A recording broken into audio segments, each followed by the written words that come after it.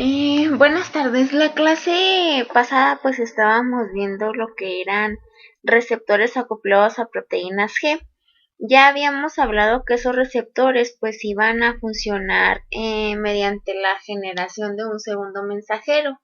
En las clases anteriores habíamos hablado del AMP cíclico como un segundo mensajero, pero el AMP cíclico pues no es la única molécula que puede funcionar como tal, sino que también como segundos mensajeros pues podemos tener el caso del calcio, ¿verdad? Aquí en esta imagen pues es lo que se está ejemplificando, que aquí tenemos un receptor acoplado a una proteína G, que cuando se une su ligando o su hormona en específico, va a activar al receptor, lo que hace que se active la proteína G, en la cual pues se va a unir a la subunidad alfa, va a estar unida a GTP, es decir, un grupo fosfato llega y se adiciona a la molécula de GDP, se transforma en GTP, esa subunidad alfa se separa de las subunidades beta y gamma y pues viene a activar lo que es una fosfolipasa C. Esa fosfolipasa C es una enzima que se encuentra localizada en la membrana plasmática celular, la cual pues va a activar, digamos, la degradación de esta molécula que tenemos aquí como PIP2. Se va a degradar en diacilglicerol y en IP3. Ese diacilglicerol pues es capaz de activar a proteínas sinasa C. Se llaman proteínas sinasa C porque son proteínas sinasas que se activan, digamos, en esta ruta del calcio, ¿no? Luego esa proteína sinasa lo que hace es que a partir de ese ATP pues va a obtener grupos fosfato, los cuales puede adicionar a ciertas proteínas, de esa manera las activa y pues va a generar una respuesta celular. Luego, si nos vamos aquí a seguir la vía que sigue el IP3, pues vemos que esta pues puede estimular aquí a una proteína, ¿no? Que es una proteína, pues vamos a decirlo así, como un canal de calcio en el retículo endoplásmico, ¿sí? En donde vemos que pues ese calcio, cuando se une ese IP3 a este canal, lo que hace es que lo va a abrir.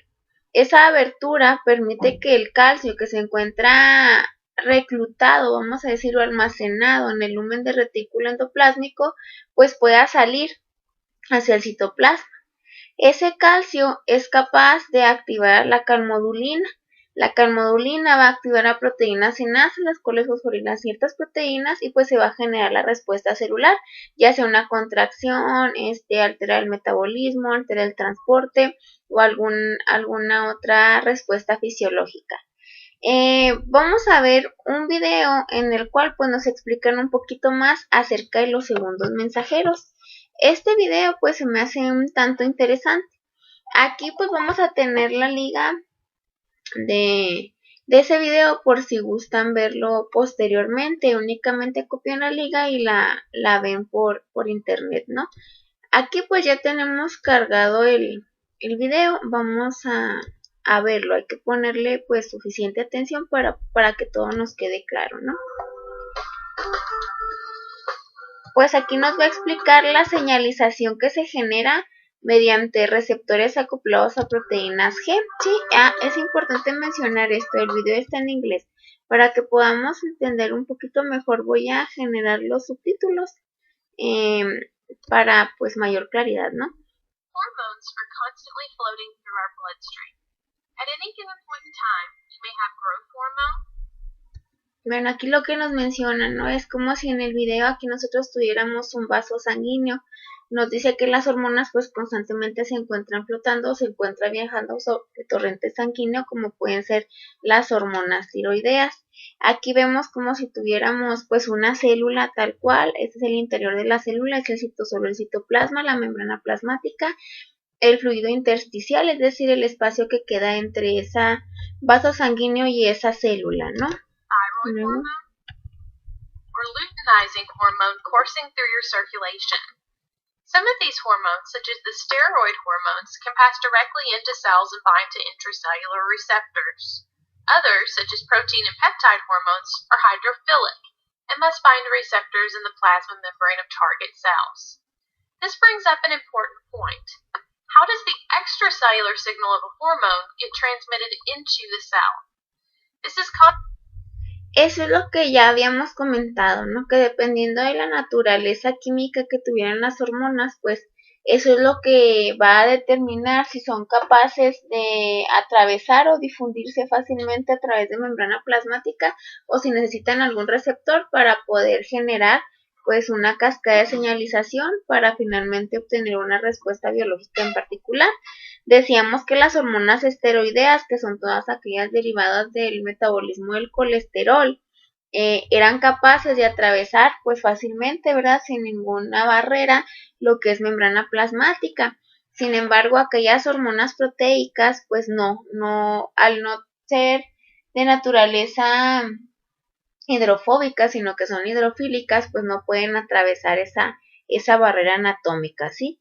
Entonces, ellas pues normalmente esas hormonas proteicas utilizan un segundo mensajero para poder generar la acción biológica final. Commonly accomplished using second messengers, small molecules such as cyclic AMP or calcium. Second messengers relay information from the first messenger, the hormone, into the cell. These second messengers are often produced using common proteins associated with the plasma membrane called G proteins. G proteins are coupled to receptors in the plasma membrane of the cell. G protein coupled receptors can mediate the responses to signals such as hormones and neurotransmitters. Many different types of ligands can activate G proteins such as fatty acids, proteins, peptides, or amino acids. Interestingly, about half of all known drugs work through G protein coupled receptors. Let's take a closer look at how G protein signaling mechanisms work. Hormones floating through the bloodstream may circulate freely or may be complex with binding proteins. In the bloodstream, the hormone dissociates from any associated binding proteins and moves out of the capillary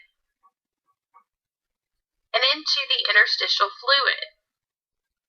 The hormone then binds to a hormone receptor in the plasma membrane of a target cell.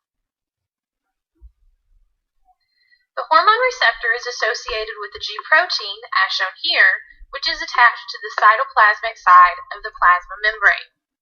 The G protein is responsible for relaying the hormonal information to downstream signaling pathways within the cell. They can be coupled to enzymes or ion channels in the plasma membrane. Each type of G protein is specific for one of these signaling pathways. G proteins have three subunits: an alpha subunit, a beta subunit, and a gamma subunit. When the G protein is in an inactive state, the alpha subunit has a bound guanosine diphosphate, or GDP. The binding of the hormone to the G protein coupled receptor initiates a conformational change in the G protein. This stimulates the alpha subunit of the G protein to exchange its bound GDP or GTP.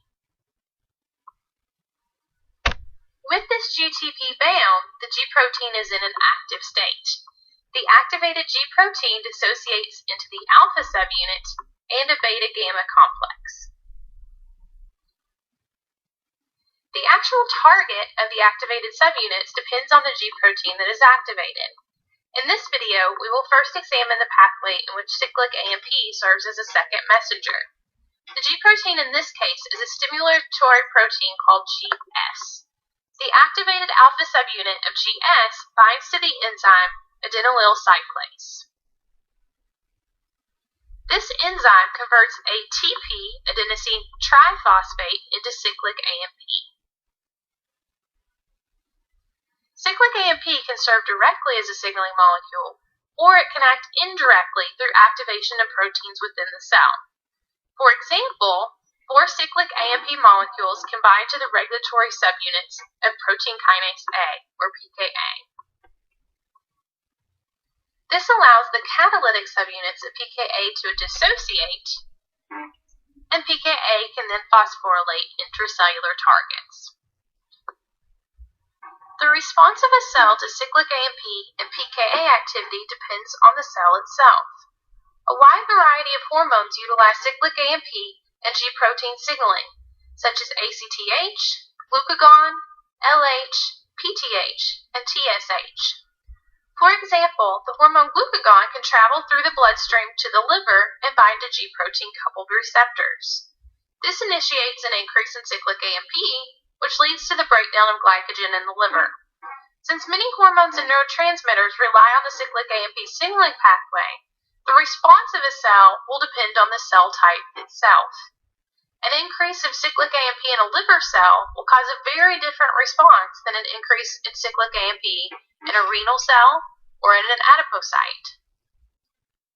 For proper cell function, the cell must also be able to stop the G protein signaling pathway after it has accomplished its task. To terminate this signal, the cyclic AMP must be broken down using the enzyme cyclic AMP phosphodiesterase. The catalytic subunits of pKa then reassociate with the regulatory subunits. In order for the G protein to become inactivated, the alpha subunit must hydrolyze its bound GTP back into GDP using its GTPase activity.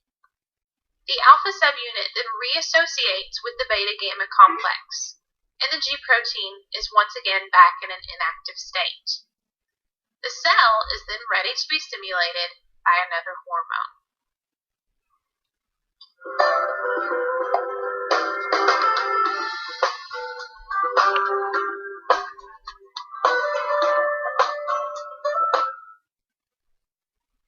G proteins can also initiate another common signaling pathway that utilizes intracellular calcium as a second messenger. Once again, the hormone associates for many complex binding proteins Lo que and moves out nos of the capillary comenta and aquí into en the el interstitial video, ¿verdad? fluid. Que ya se me trabó. The hormone then binds to a G protein.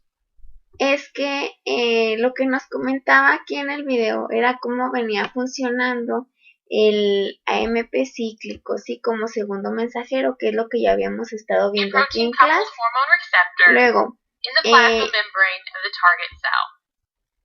Aquí es lo que ya habíamos estado aquí viendo, ¿no? Aquí pues decía que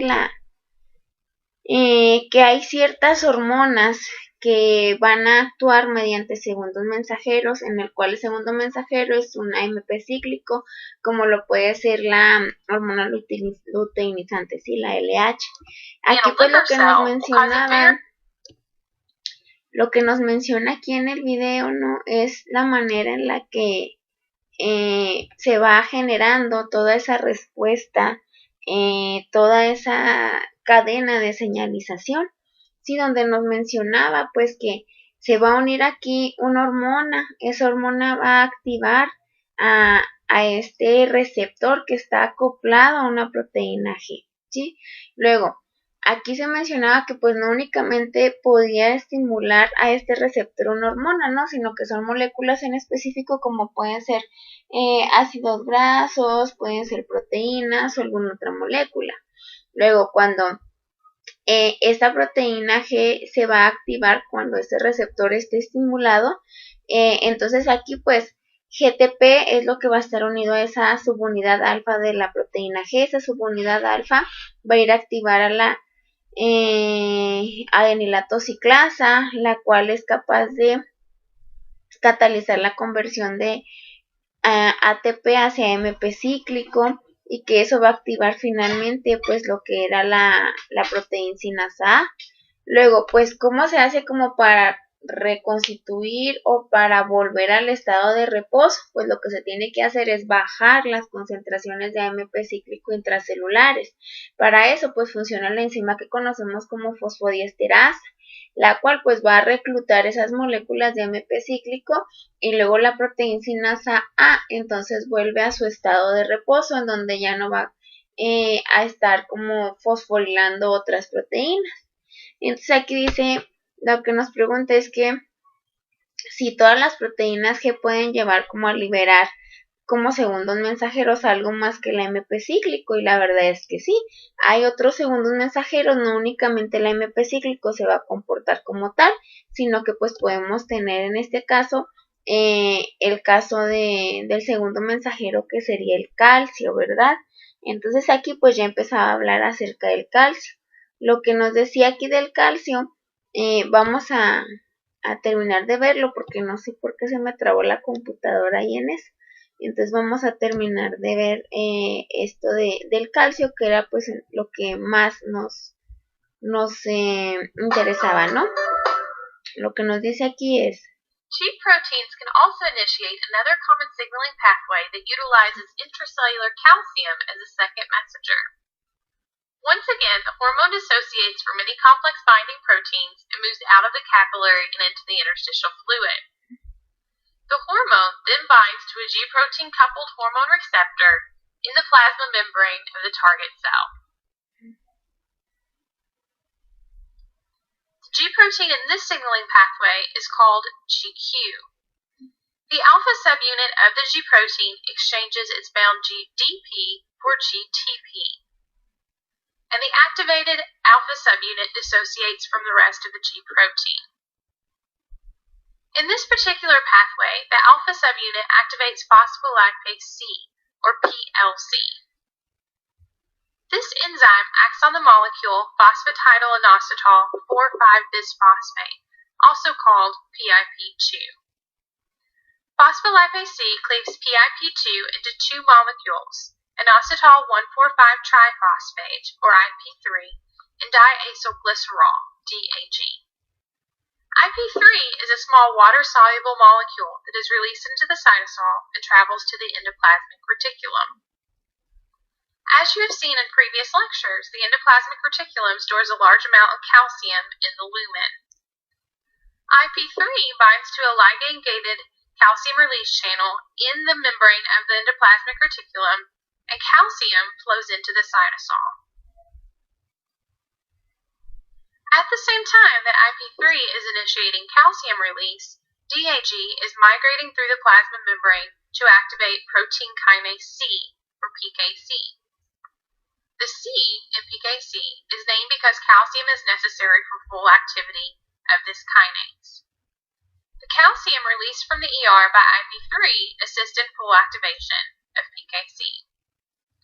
Once activated, PKC phosphorylates a number of intracellular targets, thus transmitting the initial message of the hormone binding to the hormone receptor.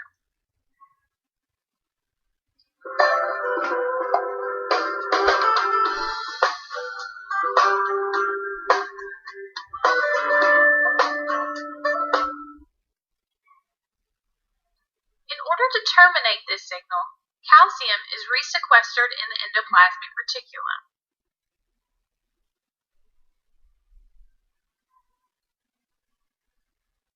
And PIP2 is reformed.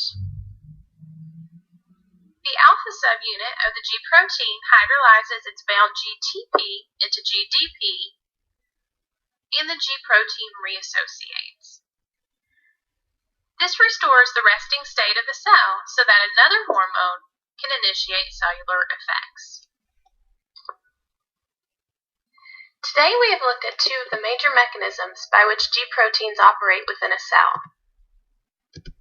Aquí pues es importante mencionar, ¿no?, que cuando la célula esté estimulada para generar una acción, ¿no?, por ejemplo, que cuando hay altas concentraciones de AMP cíclico, cuando se está liberando el calcio y entonces están activadas las proteínas C, es importante mencionar que la célula debe tener la capacidad como para volver a su estado de reposo. ¿Eso por qué es? Pues para que pueda ser receptiva nuevamente a volver a estimularse, ¿sí? Eso es muy importante porque si no tuviera esa capacidad de restablecer su estado de reposo, entonces digamos que se quedaría siempre activada, siempre estaría estimulada y entonces ya no es susceptible a ser nuevamente estimulada aunque llegara más hormona, ¿no? Aquí pues vamos a ver un poquito así como que paso por paso qué es lo que sucede cuando el segundo mensajero que actúa es calcio, ¿sí? El calcio es capaz de activar a las proteínas C, pues que se llaman así C porque son dependientes de calcio.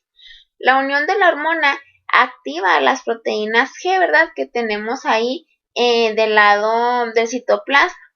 Esas proteínas G activadas, la subunidad alfa, es capaz de activar a nuestra fosfolipasa, ¿verdad? La cual va a catalizar la hidrólisis del PIP2 para producir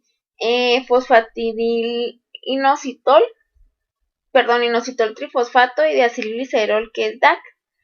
Ese IP3 es soluble en agua y lo que hace es que va a incrementar la concentración del calcio intracelular, es decir, ese IP3 va a viajar hacia la membrana del retículo sarcoplásmico, va a abrir los canales de calcio, va a permitir que las moléculas de calcio que se almacenaban en el lumen salgan hacia el medio intracelular para que aumenten esas concentraciones de calcio. Como deacilglicerol es liposoluble, se va a unir hacia la membrana plasmática celular y va a activar a las proteínas sinasa C. Así, eso es porque incrementa su afinidad por el calcio, ¿sí? Entonces, la activación de esas proteínas sinasa C van a fosforilar o va a causar la fosforilación de proteínas celulares y va a regular su actividad. El calcio también es capaz de unirse a calmodulina, ¿verdad? Hay 4 iones de calcio que se pueden unir por molécula de calmodulina y van a formar un complejo activo que actúa como modulador de la proteína sinasa C. Esto controla la actividad de organelos filamentosos celulares como la actina y la miosina, que son las responsables de la motilidad celular, flujo exoplasmático y movimiento de cromosomas. Entonces, mediante estos receptores acoplados a proteínas G que tienen como segundos mensajeros calcio, se pueden provocar este tipo de respuestas biológicas que serían contracciones en músculo esquelético, sería motilidad celular, movimiento de cromosomas y flujo exoplasmático, ¿sí? Luego, nosotros pues bueno, ya vimos que de esta manera pues se puede estimular ese segundo mensajero que es el calcio y se va a generar una respuesta biológica. Ahora, nosotros en el laboratorio, ¿qué experimentos podemos realizar para detectar que existe ese sistema fosfolipasa C, proteína sinasa C, que sean dependientes de calcio, ¿verdad? Ya un poquito acerca de esto se veía en el video que les había puesto que vieran ahí en la plataforma. En vez del de segundo mensajero de MP cíclico, habíamos hablado sobre las proteínas G.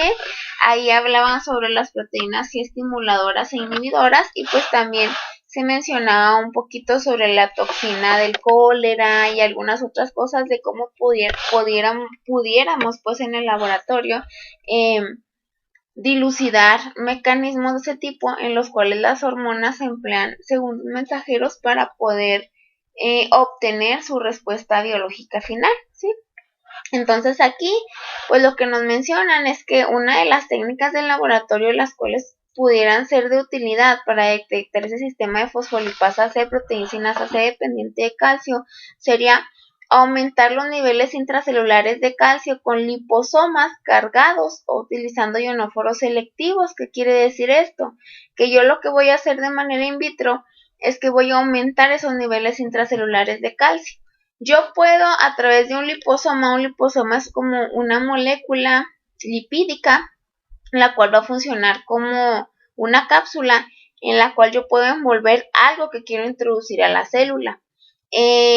La característica de ese liposoma, ¿verdad? O que lo que le permite que pueda ingresar al interior de la célula es que tiene como es lipídica, pues igual tiene naturaleza hidrofóbica.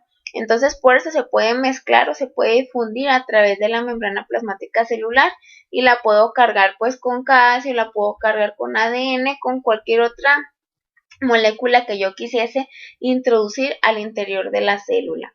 Entonces yo puedo aumentar esos niveles intracelulares de calcio con esos liposomas cargados o utilizando algún ionóforo selectivo. El hecho de que la célula tenga esos niveles de calcio aumentados pues va a generar a lo mejor ciertas respuestas biológicas que yo puedo ver cuando está sometida bajo cierta hormona, ¿sí? Luego, otro experimento que se puede hacer es disminuir los niveles intracelulares de calcio con agentes quelantes. Un agente quelante, pues es aquel agente que secuestra esos elementos metálicos, ¿no? O esos átomos metálicos, como bien lo pudiera haber sido el EDTA con magnesio o con algún otro metal.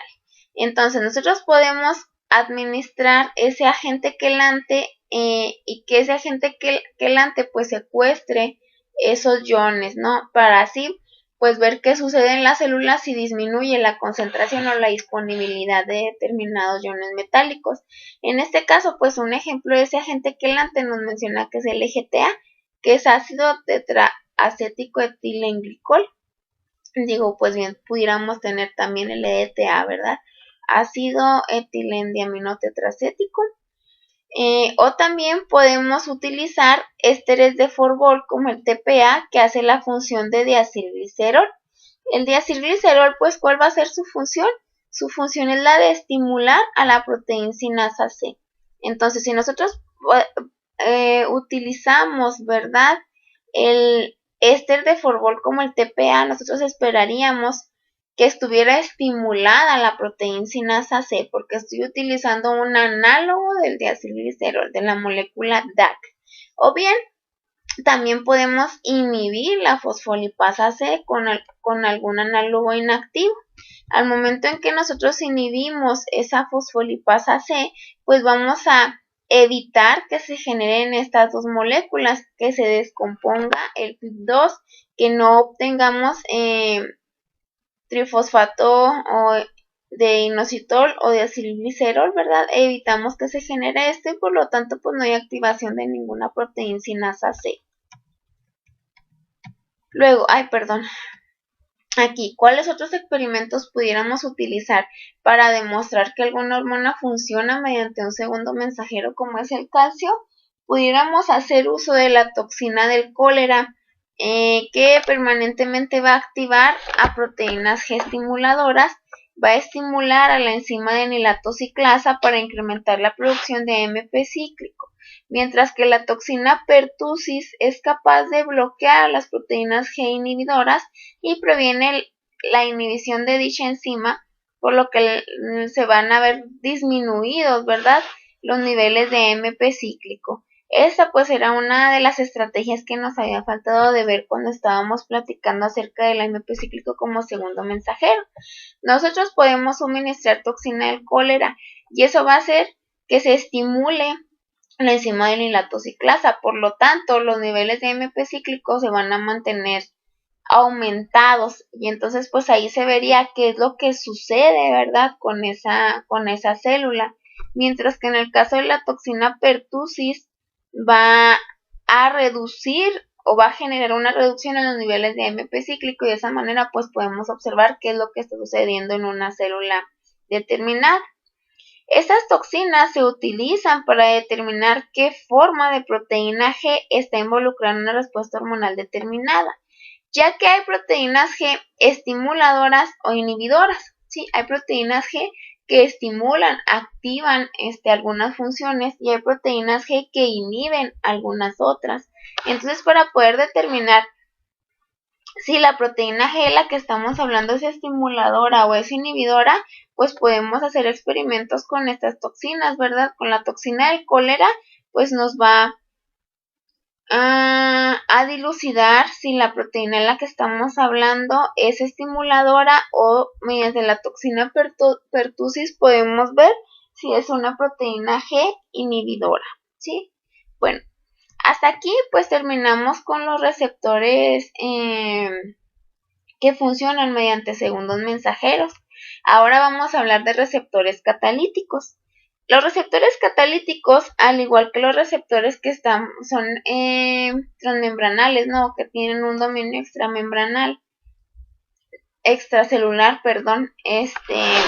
pues también van a ser activados por esas hormonas proteicas, ¿sí? Nada más que aquí, pues, bueno, estábamos viendo esos receptores acoplados a proteínas G que van a utilizar segundos mensajeros para poder desarrollar una respuesta celular. En el caso de los receptores catalíticos, esos receptores catalíticos no utilizan segundos mensajeros para poder desencadenar una respuesta fisiológica. Esos receptores catalíticos, les digo, tienen la característica de no utilizar segundos mensajeros para activar proteínas sinasas. Tienen dominio de ellos por sí mismos tienen dominios de proteinsinasas como parte de la estructura del receptor, o bien son capaces de reclutar una sinasa para que se una al receptor. Aquí hay que hacer la aclaración, ¿no? Que por ejemplo, cuando nosotros utilizamos un receptor acoplado a proteína G, puedo utilizar como segundo mensajero el AMP cíclico, el cual va a activar a la proteinsinasa A, lo que hace que se empiecen a fosforilar ciertas proteínas y de esa manera las activa. En el caso de que el segundo mensajero sea el calcio es capaz de activar a la proteinsinasa C, y esa proteinsinasa C pues también, ¿verdad?, es capaz de fosforilar proteínas. Entonces, si se fijan, los segundos mensajeros se utilizan para activar esas proteinsinasas. En el caso particular de los receptores catalíticos, esos receptores catalíticos lo que hacen para que se puedan activar esas sinasas, ellos no utilizan esos segundos mensajeros, sino que en su propia estructura pueden tener dominios de proteinsinasas, y entonces ellos mismos pueden empezar a fosforilar esas proteínas, o si no bien son capaces de reclutar a una sinasa para que se una a ellos y de esa manera puedan fosforilar proteínas. Los receptores catalíticos regulan actividades celulares grandes, bastante complejas, como puede ser la de alterar la expresión de varios genes, alterar la división celular o diferenciación. Las mutaciones dentro de estos receptores pueden contribuir al desarrollo de cáncer. Vamos a hablar de 4 tipos de receptores catalíticos. El primero son los receptores de tirosina sinasa. Luego hablaremos de receptores de citocinas, después de receptores de serina sinasa y finalmente sistemas de sinasas MAP, o que son proteínas asociadas a mitógeno activados, ¿sí? Entonces, la siguiente clase, la clase del viernes, vamos a empezar a hablar de cada uno de esos receptores catalíticos. Bueno, mañana es inhábil, entonces no vamos a tener clase. Pero el jueves vamos a tener videollamada para platicar sobre el artículo que teníamos que analizar, que es el de las prostaglandinas, que se utiliza algo en superovulación, no recuerdo bien su nombre. Pero entonces el jueves vamos a analizar ese artículo, sí, que se nos había quedado de tarea. Y ya para el viernes volvemos a retomar la clase grabada, donde pues ya empezaremos a explicar cada uno de estos receptores catalíticos. Bueno, pues por su atención muchas gracias, espero que tengan una bonita tarde. Hasta luego.